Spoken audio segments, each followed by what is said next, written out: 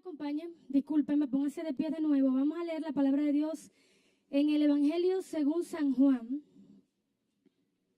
Según San Juan, capítulo 9.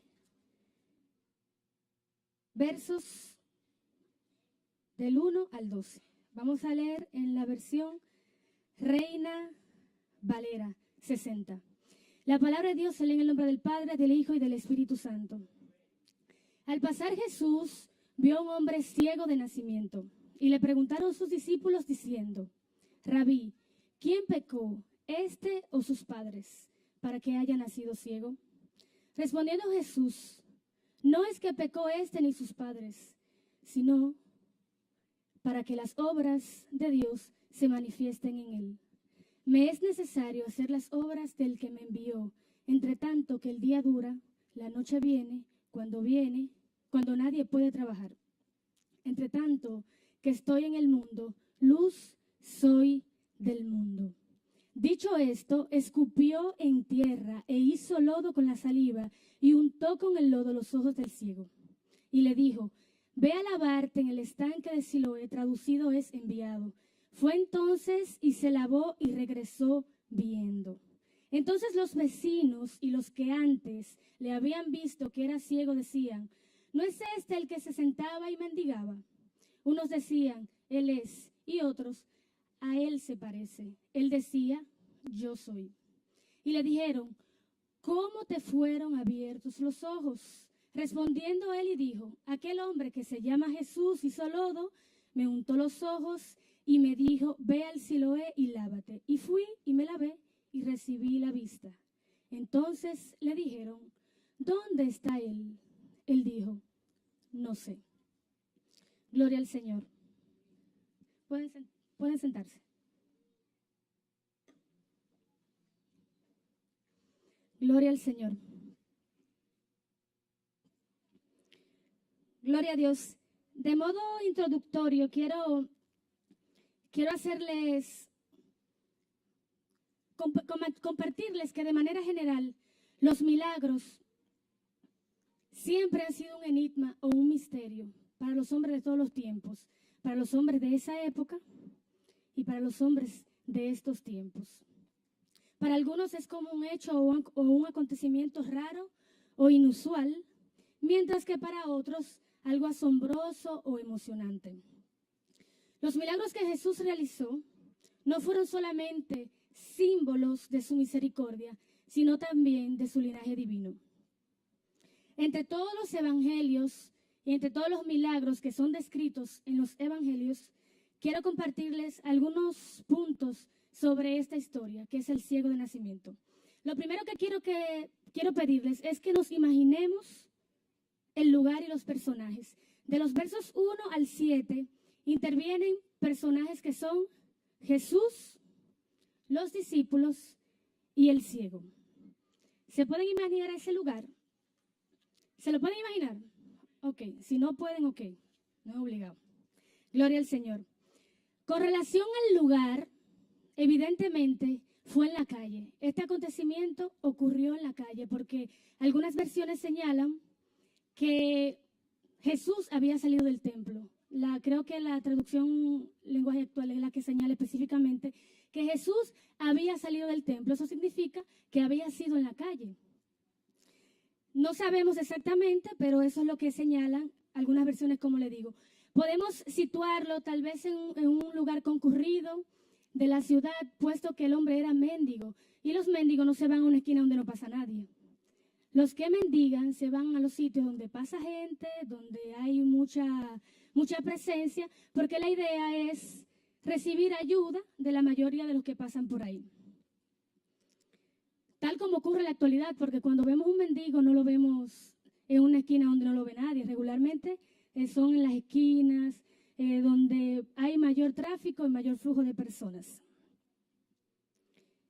Para desglosar la intervención de los personajes y los elementos, vamos a dividir este pasaje en dos escenas. La primera escena la voy a dividir, como les dije inicialmente, Jesús, los discípulos, el ciego de nacimiento y los elementos dentro del milagro. ¿Me siguen? Ok. De los versos 1 al 7, vemos que Jesús iba pasando, lo vio, los discípulos le preguntaron, ¿quién fue que pecó? ¿Su papá, su mamá, no sé qué, no sé cuánto? Y Jesús les respondió como leímos hace un poco. Quiero resaltar 3 cosas de Jesús.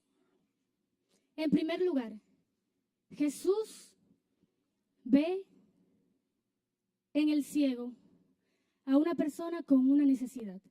Él no ve a un menesteroso, él no ve a un pecador, él no ve a una persona que está humillándose, él no ve las cualidades o las tachas que definían a ese hombre en este momento. Jesús simple y llanamente vio a un hombre con una necesidad. Amén. También Jesús vio en este hombre una oportunidad para brindarle salvación. Porque le dio a sus discípulos que él vino a hacer lo que su Padre le había enviado. Y como siempre, Jesús incluía una enseñanza a sus discípulos. Él le dijo, en pocas palabras, él le echó un boche porque ellos fueron a preguntarle que, maestro, pero ¿y quién fue que pecó? ¿Su papá, su mamá? Él le dijo, no es él que haya pecado, sus padres. O sea, usted no tiene que fijarse en ese punto. El punto es que el Señor, o sea, estoy aquí para manifestar las obras de mi Padre en este hombre. No significaba que, bueno, tal vez sí, tal vez no, porque a veces podemos ver las cosas de distintos puntos de vista, pero claramente el pecado no era el punto de partida para que este hombre tuviera una condición. Quiero que me sigan sobre todo en ese punto, porque a veces creemos que el sufrimiento, que la congoja, que el dolor, que todos los problemas nos llegan por el pecado, y necesariamente no es por el pecado. Una de las razones principales es que Dios utiliza el sufrimiento para que las obras de su Padre se manifiesten en sus hijos. Gloria al Dios. Entonces vemos a Jesús desde 3 puntos de vista. No vio a un ciego, vio a un hombre. No es lo mismo que yo diga, mira ese cojo, que yo diga, mira Luis. O sea, Jesús vio a un hombre necesitado. Vio una oportunidad para brindarle salvación a este hombre. Y en tercer lugar, le dio un bochecito a sus discípulos y le dejó una enseñanza. O sea, atiendan a lo suyo porque me es necesario hacer la obra de mi Padre. En los versos 4 y 5, él le dejó esa enseñanza a los discípulos. Ahora seguimos con los discípulos. Los discípulos pensaban que la ceguera de este hombre era por causa del pecado, como les mencioné. Porque sabemos que el pecado trae sufrimiento no solamente a la persona que lo porta o lo ejerce, sino también a las personas cercanas, porque el pecado entró y trajo sufrimiento a la humanidad, porque a menudo es normal que pensemos que el pecado, que solo el pecado, porque el pecado sí trae sufrimiento, pero a veces pensamos que solo el pecado es la causa de algún sufrimiento. Pero este pasaje evidentemente nos llama a reflexionar que el sufrimiento no siempre es por causa del pecado. Y esta parte me tocó mucho porque también a veces nosotros pensamos, yo he pensado, bueno, yo fallé en esto, ahora empiezo yo misma a darme latigazo, sufre. Y realmente no estamos llamados a eso. Así que si en este momento presente de tu vida, yo te estoy hablando a ti, esto no tiene un nombre, ni un apellido, esto no tiene una nacionalidad, ni un cotejo. Si en este momento de tu vida hay una situación que te está robando el sueño, que te quita la paz, que te quita el aliento, el ánimo de levantarte cada día, que te quita, te borra los planes que tú tienes, la agenda te la altera, este es el momento de que tú entiendas de que Jesús quiere manifestar las obras de su Padre a través de esa situación. Gloria al Señor. Es que Dios quiere que la gente sepa de su poder y de su amor. El Señor quiere que nosotros entendamos que Él puede mostrar su amor y su poder por medio de una situación difícil, por medio de un padecimiento emocional, físico, espiritual, hasta intelectual, porque a veces nos trancamos y nos nublamos y nos ponemos brutos, como dicen en el argot popular. Y en medio de esa brutalidad física, intelectual, el Señor quiere manifestarse. El ciego de nacimiento, gloria al Señor. ¿Quién ha estado en un lugar donde se va la luz, no hay inversor, no aparece vela ni fósforo? Yo, ok, wow. Tenemos algo en común nosotros. Gloria al Señor. Y quiero preguntarles, ¿alguna vez han pensado sobre cómo sería ser ciego de nacimiento? Bueno, yo no. ¿Alguno lo ha pensado? Porque yo no lo he pensado. Pero sí me imagino que qué difícil, porque si teniendo la condición y teniendo la capacidad, en medio de una situación momentánea, perdemos la habilidad, nos asustamos, rompemos cosas tratando de alcanzar un lugar seguro. Imagínense qué difícil sería nacer con esta condición. Este hombre nunca había visto la cara de sus padres. Este hombre nunca había visto una cigüita palmera. Este hombre nunca había visto un picapollo chino. Es para que se rían porque lo veo muy serio. Este hombre nunca había visto, o sea, nada. Y los sentidos, sobre todo el de la vista, es que apertura la mayoría de las emociones. Porque primero uno ve y luego uno siente, uno se imagina. O sea, que la vista es el punto de partida de las emociones. Pero también yo me pongo a pensar que tal vez que el hecho de que una persona está limitada de un sentido desarrolla los demás. Cuando una persona tiene una limitación de uno de sus 5 sentidos, intuitivamente, fisiológicamente, desarrolla y maximiza los demás sentidos. El tacto, el gusto, exacto, sobre todo el oído. Gloria al Señor. Pero yo puedo pensar, ¿verdad? Yo tengo la libertad de pensar que este hombre pudo haber escuchado que Jesús iba pasando. Él tal vez pudo sentir, porque era Jesús que iba pasando. Qué sé yo, hasta tal vez pudo haber olido al maestro. Yo me imagino eso, estoy en la libertad de imaginármelo, ¿verdad? Pero sin embargo, no fue así. Entonces me respondo a mí misma y me digo, es que el sufrimiento, su ceguera, su impedimento no era para que él sintiera escuchar al maestro, sino para que Jesús se fijara en él. Era para que Jesús se fijara en él, porque la Biblia dice, Jesús iba pasando y se fijó en el hombre. Porque este hombre había pasado toda su vida sin poder ver, padeciendo, mendigando, necesitado. Pero ese día, Jesús pasó por ahí y se fijó en él. Y quiero recordarte que basta con un día, con un momento, con un instante, para que Jesús se fije en ti. Cambie tu historia, cambie tu lamento en gozo. Y todo vuelva a comenzar. Basta un día. A veces queremos calcular el almanaque y calcular los tiempos. Y definitivamente es un día que es necesario para que Jesús pase y se fije en ti y se fije en mí. Gloria al Señor. Y también me llamó mucho la atención porque en otros pasajes vemos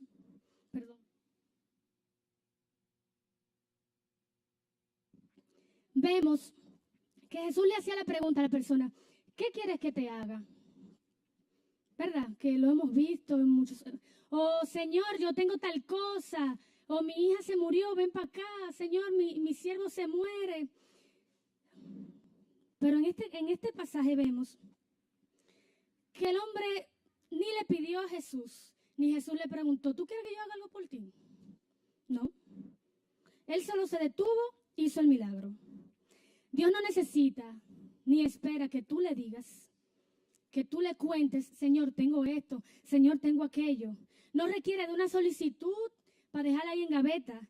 Él solamente dice, yo estoy aquí para hacerte el milagro que has esperado por años o tal vez por toda tu vida. No lo veas ni tampoco, aunque tú no puedas ver a Jesús, ni tampoco lo sientas o puedas escucharlo. Eso no importa.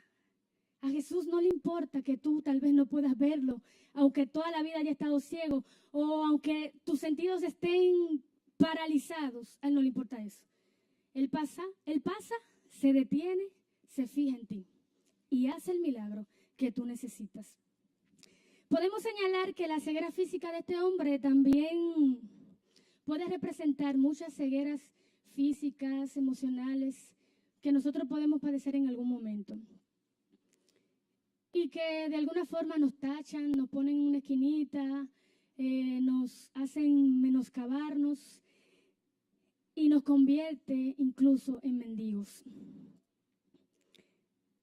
Y quiero señalar que hay unos elementos muy interesantes dentro del milagro realizado por Jesús. El barro. Jesús lo hace con su saliva y con tierra. Y el agua del estanque. Esos son los dos elementos dentro del milagro. Primero Jesús realiza la mezcla, la coloca en sus ojos y después lo manda a lavarse al estanque de Siloé. Yo consulté el diccionario y me dice que barro es una masa que resulta de una mezcla de tierra y agua. Lodo que se forma en las calles cuando llueve. Material arcilloso moldeable que se endurece por la cocción utilizada en alfarería y cerámica. Y al referirnos al barro, necesariamente tenemos que irnos. ¿Ustedes se imaginan a dónde? ¿A dónde? Ahí no saben. Pero yo se lo voy a decir. Tenemos que irnos a la creación. Génesis 2:7 dice, entonces Jehová Dios formó al hombre del polvo de la tierra y sopló en su nariz aliento de vida y fue el hombre un ser viviente. Y yo entiendo claramente en esto que Jesús formó el barro con su saliva y con el polvo de la tierra y le dijo, yo te estoy creando de nuevo. O sea, ya tú no vas a ser lo que tú eres. Yo estoy haciendo esta mezcla para hacerte totalmente nuevo. Tú eres otra creación. Evidentemente, Jesús recrea la creación en este hombre. Lo está haciendo de nuevo. Nueva criatura. Él rehace la vida de este hombre. Le dice en pocas palabras, yo estoy aquí en medio de tu desgracia, en medio de tu aflicción, para que las obras de mi Padre se manifiesten, pero también para que tú seas otro, tú seas nuevo, tú seas diferente. Vine a hacer algo nuevo de ti. Y el agua, ¿verdad? Él lo mandó al hombre al cielo. El agua significa muchísimas cosas, limpieza, vida eterna, Espíritu Santo. Pero me quiero detener en 2 puntos. Espíritu Santo, el agua representa al Espíritu Santo. Juan 7, 38, 39, nueva traducción viviente. Todo el que crea en mí puede venir y beber, pues las Escrituras declaran, de su corazón brotarán ríos de agua viva. Con la expresión agua viva se refería al Espíritu, el cual se le daría a todo el que creyera en él. Pero el Espíritu aún no había sido dado porque Jesús todavía no había entrado en su gloria. Vida eterna. Estamos hablando del agua. Ay, pero no me están siguiendo. Ay, Dios mío, esto sí es grande. Ok, primero hablamos del barro. Ahora estamos en el agua. Para que yo no me baje de aquí ahorita llorando. Diga, ay, no me pasé, qué Dios cuánto. Estamos hablando del agua. Representa al Espíritu Santo y representa vida eterna. Vamos a Apocalipsis, capítulo 22, verso 17, Reina Valera 60. Y el Espíritu y la esposa dicen, ven. Y el que oye, diga.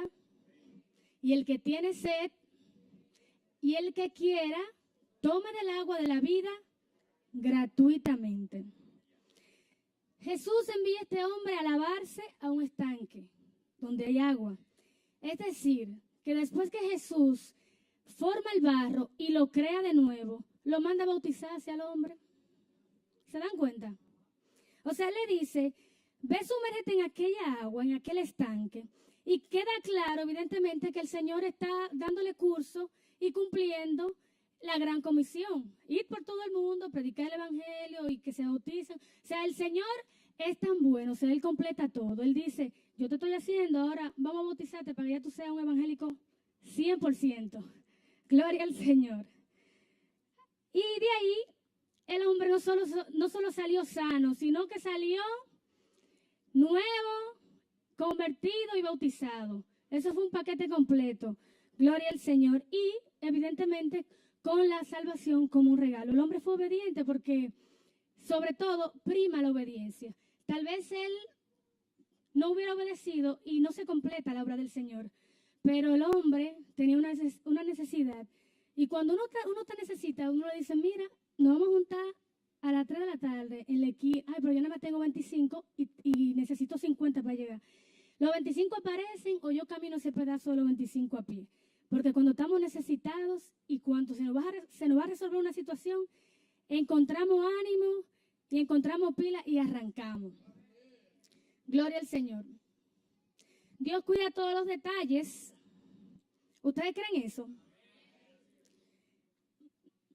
Gloria al Señor. Trabajamos una escena donde vimos a Jesús.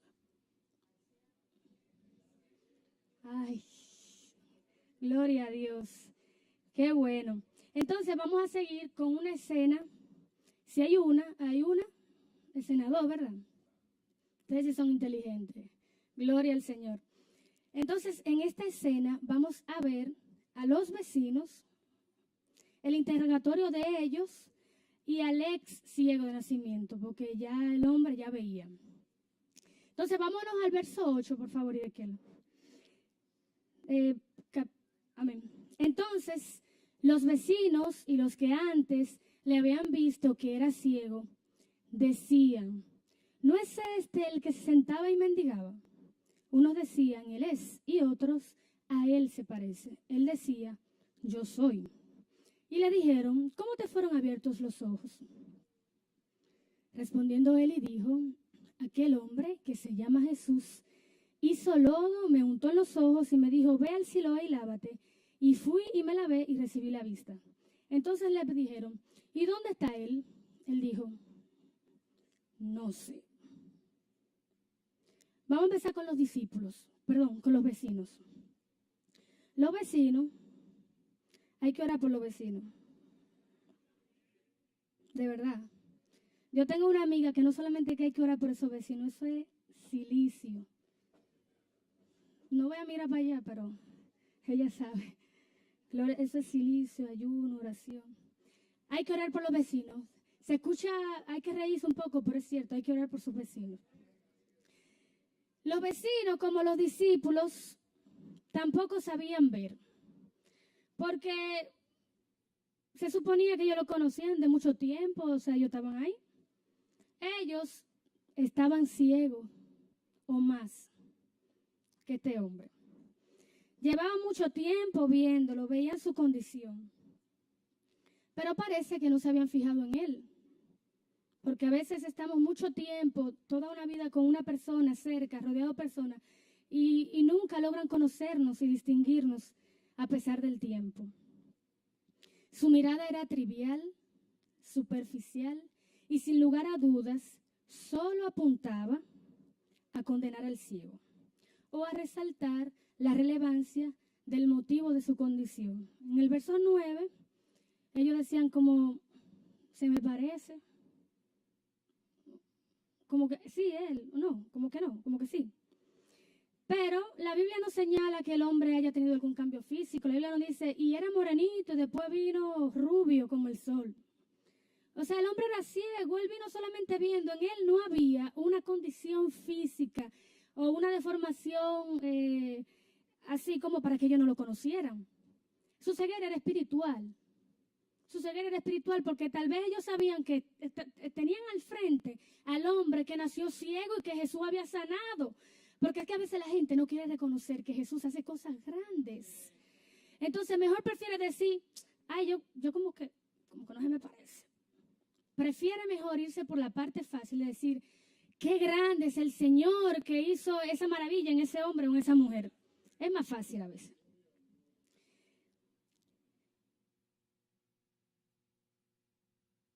Y con relación a los vecinos, yo quiero señalar que sin lugar a dudas, cuando Jesús se fija en nosotros, Jesús se fija en ti, te toca, te envía, pocos te van a reconocer. Ni aun los que te han visto por años te van a reconocer, porque todo es nuevo, todo cambia en ti.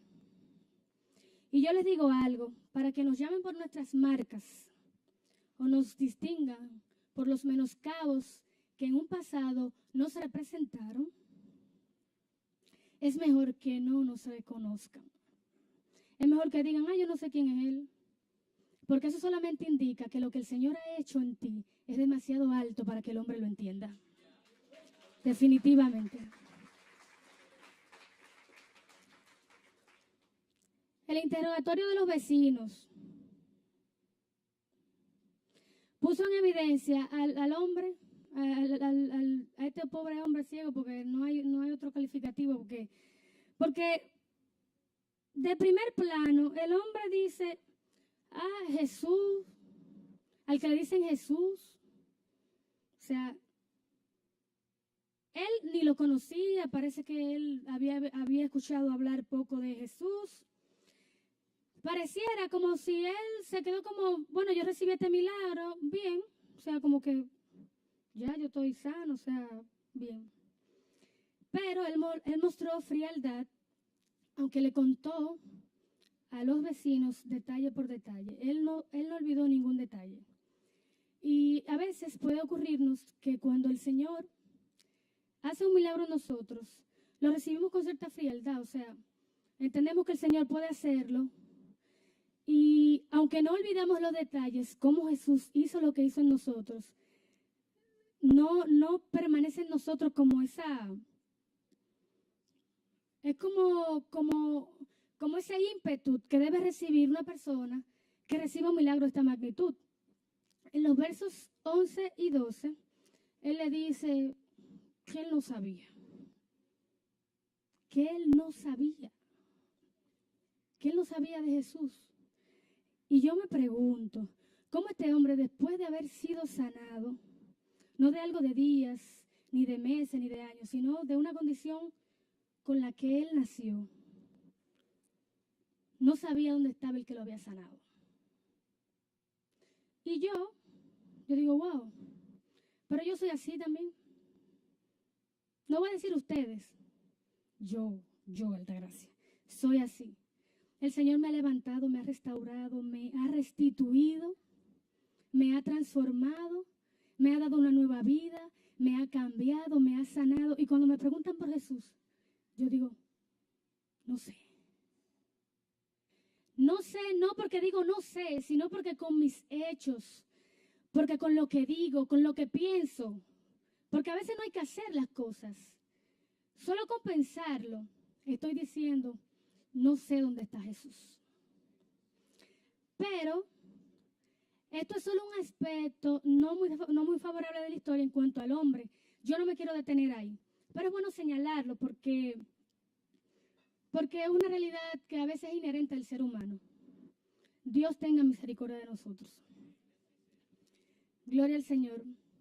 La historia se sigue desarrollando e intervienen otros personajes y otros elementos.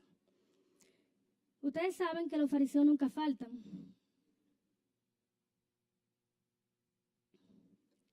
Los fariseos son como los patrulleros de los Power Rangers. ¿Quién vio su muñequito?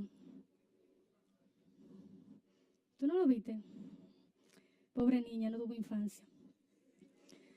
Los Power Rangers, ¿ustedes no lo vieron? Tú tampoco. Ay, Dios. Bueno, los patrulleros eran unos muñequitos como negros, vestidos de negro entero. Ellos no hablaban, ellos no fastidiaban. Pero ellos llegaban y haciendo una bulla, se acordaron ahí, ¿verdad? Ellos llegaban cuando los Power Rangers estaban a punto de cumplir la misión y rescatar a la persona que estaba en peligro. Llegaban los patrulleros, porque ellos aparecían, no era que ellos llegaban así, no, ellos y aparecían. Así son los fariseos. Cuando uno está leyendo una historia donde Jesús está y sobre todo está sanando a alguien, Ya yo estoy esperando. Y entonces los fariseos. Porque que necesariamente deben estar los fariseos, porque que las obras de Jesús generan controversia. Lo que Jesús hace en ti genera inquietud. Algo deben decir, algo tienen que decir. Pero vamos a soltar a los fariseos. Los padres del muchacho, estos son los más fuertes. Estos son los más fuertes, los papás del hombre, del muchacho, del hombre, del ciego, del ex ciego. Estos son los más especiales. A ellos le preguntaron qué pasó, porque si ese muchacho había nacido ciego, ¿cómo era que él había visto? O sea, ¿cómo él está viendo ahora? Y ellos, qué fuerte, ellos dijeron de qué. No, pero pregúntenle a él, porque él es grande, él tiene cédula. O sea, que responda a él, porque yo no sé de eso. Pero ¿y cómo un padre no va a manejar la historia de un hijo? Y más un milagro que había ocurrido, vamos a decir, 1 hora. Porque la Biblia lo dice que pasaron 3 días. Eso fue un ratico. Todo eso, porque es que cuando Dios llega, cambia todo un ratico. Es un ratico, no hace falta 1 año, no hace falta días. En un ratico todo cambia. Pero ese tema de los fariseos y los padres, eso es otro mensaje. Eso no es parte de este mensaje. Yo lo quería señalar porque es importante que entendamos que dentro de los milagros que Jesús realiza, siempre habrá el que niegue, el que no sepa, el que diga, no, pregúntale a él, no, yo no lo conocía. Cosas así, es normal. Pero ya para terminar, porque ya yo estoy terminando, gloria al Señor, yo quiero leerles los 2 versos y el estribillo de una canción. No la pedí a multimedia por elementos que yo ponderé, pero sí se la voy a leer. Hamilton puede ir subiendo, porque me gustaría que me acompañe como con un arpegio ahí. La canción se llama Es la sangre de Jesús, de Lucía Parker. Los invito a que luego la escuchen, porque sé que será de gran bendición para todos. Dice, nada que yo pueda hacer la puede detener. No hay enfermedad que no pueda sanar. No hay culpa ni ansiedad que no pueda quitar. Restaura el interior y el roto corazón. Mi maldad, mi dolor, toda culpa en mi interior, la limpió, la inundó tu sangre, Cristo. No hay lugar en el que yo me pueda ocultar. Cuán preciosa es tu sangre, oh mi Cristo. Sangre del Cordero de Gloria, por amor cambió mi historia. Fluye hoy con poder. Venció, es la sangre de Jesús. Sangre del Cordero de Gloria, por amor cambió tu historia, cambió mi historia. Fluye hoy con poder, venció. Es la sangre de Jesús. Y quiero dejarle esta frase final. Y es que el punto de atención para Jesús, su punto de atención es la persona y su necesidad. Para Jesús, su atención no está dentro de las leyes o dentro de las cosas que acusan a la persona necesitada. Cuando Jesús se fija en ti, cuando Jesús se fija en mí, se fija para cambiar tu historia, como lo hizo con el ciego. Cambia tu historia.